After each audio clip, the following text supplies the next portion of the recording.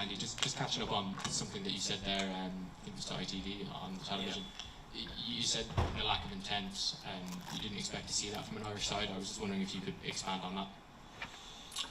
Well, I think you make your own luck in this game, and you make your own luck with by being ahead of the game. In most things that probably without the ball, and I thought we certainly lost that battle in the first half. And again, I think you make your own luck at the things like the high balls and winning the scraps on the floor, and running obviously through tackles and ourselves missing tackles, etc. That's the main part of the game, isn't it? And yeah, we certainly came off second best in that regard in the first half. Our response to that in the second half, and a gallant response, but it's not what we want to be, a responding team to something that we need to show up with from the get-go.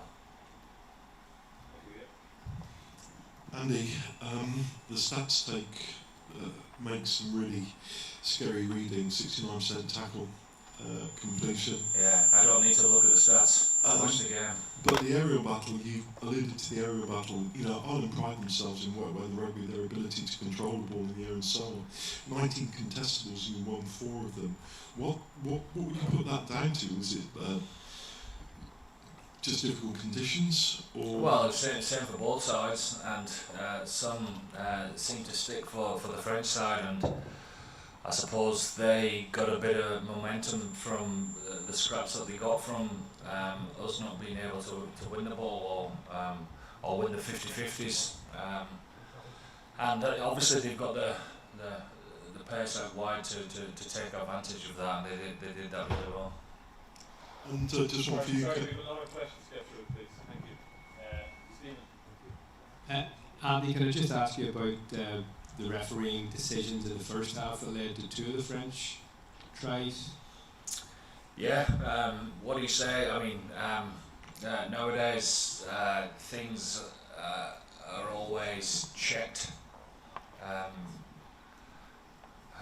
they checked and not brought back is another thing for me. But anyway, we fell on the wrong side of that. But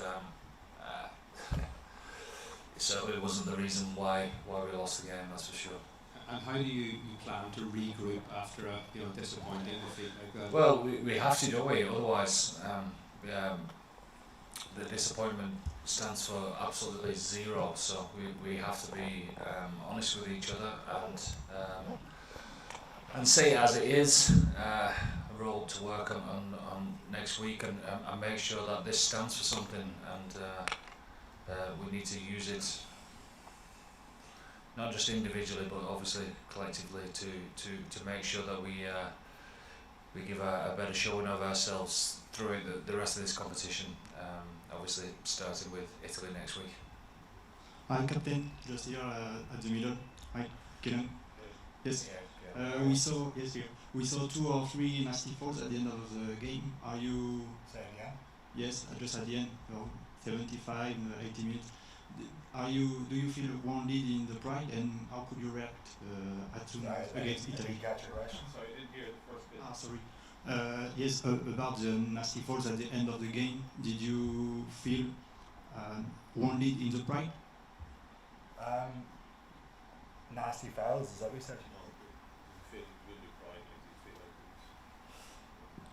I think the bench made a good impact.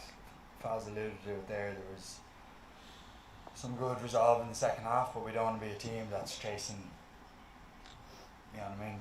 We left ourselves too big a mountain to climb, and that's down to some passiveness in D, not being connected, not being dominant inclusions, allowing them to flourish with their keeping the ball alive in attack.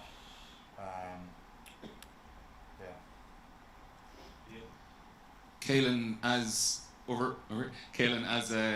captain, what was your message to the group in the changing rooms after the game then? it was Faz who mainly spoke about coming back into work with an opinion. It doesn't start at zero. There's some good lessons to learn in that. There was a lot of good stuff in the prep. We're going to have a deep dive into how we can make that better, but there's a lot of good stuff in there as well. But coming in with a proper opinion and seeing a reaction next week. Thanks. Okay. Hi Andy, you said that this was going to be a night where you learned a lot about your team What are you yourselves. What do you think you learned most? Yeah, learn a lot about the team and the individuals, and I suppose these type of occasions, these type of events are a first for quite a few of our group, and you know, every game that you play for your country, whether it be you know, a big win or a tough loss, it has to be a learning curve, and we have to take those learnings from that, and as a group and as individuals, we need to use it in the right manner and move on. But yeah, I felt, Murray, that we had the right intentions with our preparation of how we wanted to play the game, and hopefully that does stand to us, but you cannot play the game at this level without having the right intention. It's an absolute must, and it's the first thing that has to be down on the list to make sure that it's delivered every single time that we take the field. Andy, are you concerned about the gap that's potentially growing between the top teams, and if so, are you confident that Ireland can close it? Well, yeah, I am, because I know the people that we've got. I know the good people that we've got, the good players that are not just here, but who are at home as well. I know that there's a determined group to make sure that we are constantly up there at the top of world rugby to be able to compete, and that will always be the case.